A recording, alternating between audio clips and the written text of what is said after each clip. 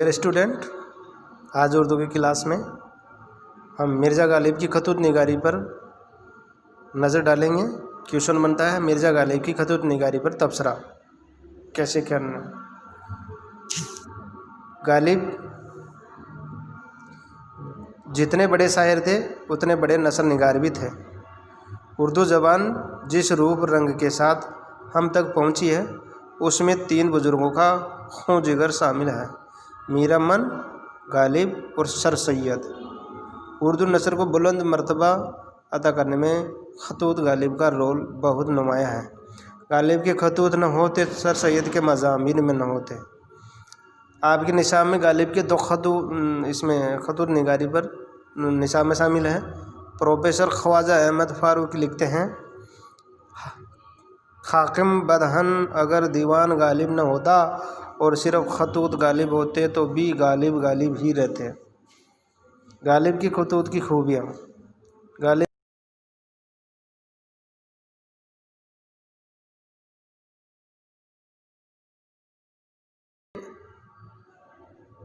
मकतूब निगारी के सिलसिले में नए नए तरीके ईजाद किए और अपनी जिद्दत तबा का सबूत दिया। गालिब ने आदाब व अलकाब मौकूफ़ कर दिए।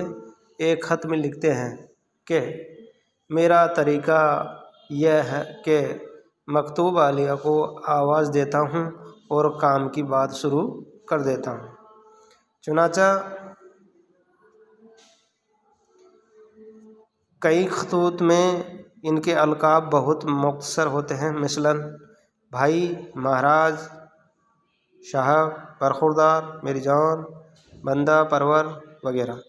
ख़त में तारीख़ की जगह भी गालिब से पहले मुकर्रर की थी, लेकिन गालिब ने जहाँ भी चाहा शुरू, दरमियान या आखिर में तारीख़ लिख दी है। इनका मिजाज दुनिया से बिल्कुल अलग था। दूसरा इनका जो है आम बोलचाल की ज़बान। गालिब के ज़माने तक खतूत में इबारत आराई, बेजां लफाजी, हद से ज़्यादा तसन्नो और बनावट का रिवाज था। खतूत गालिब का उर्दू नसर पर सबसे बड़ा एहसान यह है कि इन ऐबों का खात्मा हुआ है। गालिब अपने खतूत में आम बोलचाल की ज़बान इस्तेमाल किए। मुरासले को मुकालमा बनाना। खतूत गालिब की एक खुसूसियत बहुत ही अहम है कि इन्होंने मुरासले को मुकालमा बना दिया। इनके खतूत को पढ़कर ऐसा लगता है कि जिसको इन्होंने ख़त लिखा वो उनके सामने बैठा है और दोनों हम आपस में गुफ्तगू कर रहे हैं। मुरासले को मुकालमा बना मतलब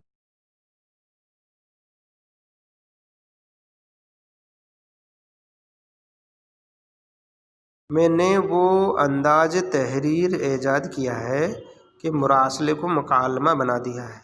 हज़ारों कोस से बेज़बान कलम बातें किया करो, हिज्र में वसाल के मज़े लिया करो। ये इनके खतूत के सबसे अहम खुसूसियात हैं। इनके बहुत से ख़तों की शुरुआत ही उस तरह होती है जैसे बेतकल्लुफ़ बातचीत की जारी हो। मसलन, हाँ साहब, तुम क्या चाहते हो, मनोगे भी या रूठे ही रहोगे, रूठने की वजह लिखो। ये इनकी खतूत की खुसूसियात है। शौकी और ज़राफ़त। गालिब के मिजाज में शौकी और ज़राफ़त इंतहा दर्जे की थी। उसके लिए मौलाना हाली ने इन्हें हैवान जरीब भी कहा है। ज़राफ़त आमेज़ बातें गालिब के खतूत में हर वक्त हर तरफ नज़र बिखरी हुई है। इनका इरशाद वजह है कि हर ख़त में कोई ऐसी बात लिखने की कोशिश करता हूँ जिससे मकतूब आलिया खुश हो। किसी ने ख़त में गालिब से रोज़ा न रखने की शिकायत की। इसे जवाब में लिखते हैं, गालिब साहब क्या जवाब देते हैं उनको, धूप बहुत तेज़ है, रोज़ा रखता हूँ मगर रोज़े को बहलाता रहता हूँ। कभी एक कटोरा पानी पी लिया, कभी हुक्के का कस लगा लिया, कभी रोटी का टुकड़ा खा लिया, यानी रोज़े को मैं बहला रहा हूँ। ये इनकी ज़राफ़त का देखिएगा। शवान उम्री की अनासर।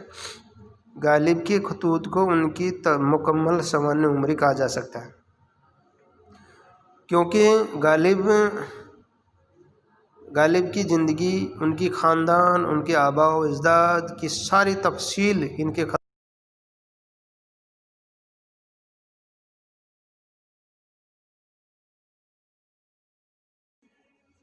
خاندان، ان کے آباء و اجداد کی ساری تفصیل ان کے خطوط میں موجود ہے۔ ان کی زندگی کا کوئی واقعہ ایسا نہیں جو ان خطوط میں بیان نہ کیا گیا ہو۔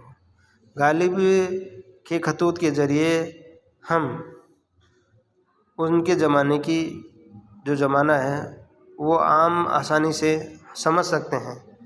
اگر آپ کو دہلی کی تاریخ پر اگر جانکاری حاصل کرنی ہے تو غالب کے خطوط پڑھ لیجئے، اس میں اس وقت کی دہلی کی پوری تاریخ غالب کے خطوط میں سے آپ کو مل جائے گا میٹر۔ عصری حالات کی عکاسی، غالب کے خطوط میں ہمیں عہد غالب کی سچی تصویریں بھی نظر آتی ہیں۔ اس عہد کا اہم واقعہ 1857 کا غدر تھا، جس کی تصویریں ہمیں خطوط غالب میں دیکھ سکتے ہیں۔ 1857 کے غدر کی اگر آپ سچی واردات کی جانکاری حاصل کرنا چاہتے ہیں تو ہمیں خطوط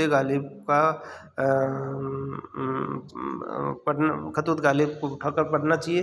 اس میں اس وقت اس زمانے میں جو بھی واردات ہوئی، جو بھی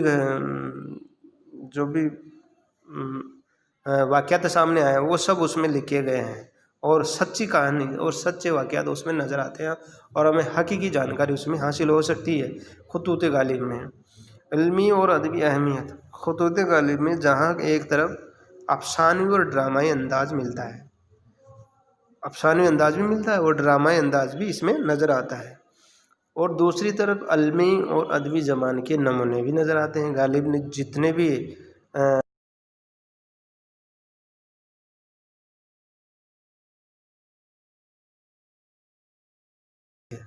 علمی مسائلوں پر بھی گفتگو کیے اور اپنے کئی شعروں کی تشریح خالص علمی انداز میں کیے۔ اردو میں استدلالی نثر کا بانی سر سید کو ٹھہرایا جاتا ہے۔ نثر، استدلالی نثر یعنی نثر کا بانی، نثر کی شروعات غالب کے خطوط سے ہی شروع ہوتی ہے، اور یہ پروان کہاں چڑھتی ہے؟ سر سید کے مضامین میں۔ لیکن سچ یہ ہے کہ علمی نثر یا استدلالی نثر کا پہلا نقش غالب کے خطوط میں ملتا ہے، لیکن بیانیہ نثر بھی علمی نثر کے ذیل میں آتی ہے، جو کہ غالب کے یہاں موجود ہے۔ مثال کے لیے ذیل میں صرف 2 سطریں پیش کی جاتی ہے جس کو سمجھنے کی ضرورت ہے۔ صبح کا وقت ہے، جاڑا خوب پڑ رہا ہے، انگیٹھی سامنے ہے، اور 2 حرف لکھتا ہوں، ہاتھ تاپتا جاتا ہوں۔ یہ ان کی نثر، یہ جو انہوں نے اپنے خطوط میں جو اپنے لکھے ہیں، یہ بھی ایک نثر کا اہم واقعہ ہے، اور اسے ہم ثابت کر سکتے ہیں کہ نثر کی شروعات باقاعدہ غالب کے یہاں سے شروع ہو جاتی ہے۔ غالب کی خطوط میں خطوط نگاری کی تمام خصوصیات پائی جاتی ہیں۔ غالب کو عظیم بنانے میں خطوط غالب کا دخل سب سے زیادہ ہے۔ ان کے خطوں کے 2 مجموعے ہیں، عود ہندی، اردو معلیٰ۔ غالب کو جدید اردو نثر کا سر چشمہ کہا جاتا ہے، موجد کہا جاتا ہے۔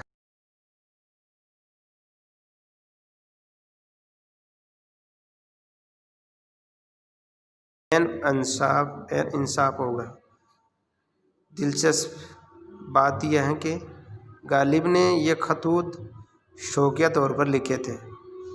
یہ ان کا اپنا بیان ہے کہ انہوں نے ایک جگہ اپنے بیان لکھا ہے، میں اس تنہائی میں صرف خطوں کے بھروسے جیتا ہوں۔ اس وقت غدر چل رہا تھا اور غالب باہر نہیں نکل رہے تھے، کیونکہ انگریزی حکومت غالب پر نظر رکھے تھی اور گپتچر چھوڑے ہوئی تھی کہ کیسے بھی ہو غالب کو کیسے بھی گرفتار کرے۔ لیکن غالب صاحب اپنے کوٹے میں وہیں پڑے رہے ایک جگہ ہی، تو کافی وقت تک وہ ایک جگہ رہے تو ان اپنے خط کے ذریعے ہی لوگوں سے رابطہ حاصل کرتے رہے۔ میں اس انتہائی میں صرف خطوں کے بھروسے جیتا ہوں، یعنی اس وقت وہ خط لکھ کر ہی اپنی بات چیت ہوتی تھی، یعنی کہ جس کا خط آیا میں نے جانا کہ وہ شخص تشریف لایا۔ کوئی دن ایسا نہیں ہوتا جو اعتراف و جوانب سے دو چار خط نہیں آ جاتے، یا تو اعتراف و جوانت اور یا گالی سان میں لکھے تو یا تو ان کے جواب یا پھر وہ ان کی طرف سے خط۔ یہ کہہ رہے ہیں کہ ایسا کوئی دن نہیں تھا کہ ہم دو چار خط تو آتے رہتے اور میرا سارا دن، یعنی دن ان کے پڑھنے اور جواب لکھنے میں گزر جاتا ہے، ان کا سارا دن ان کو پڑھنے اور ان کے جواب دینے میں ہی گزر جاتا ہے۔ غالب کے خطوط اردو ادب کا گراں قدر سرمایہ ہے۔ آپ اس غالب کے خطوط کو اردو ادب کے لیے ایک سرمایہ کے طور پر بتایا گیا ہے، اور یہ واجب بات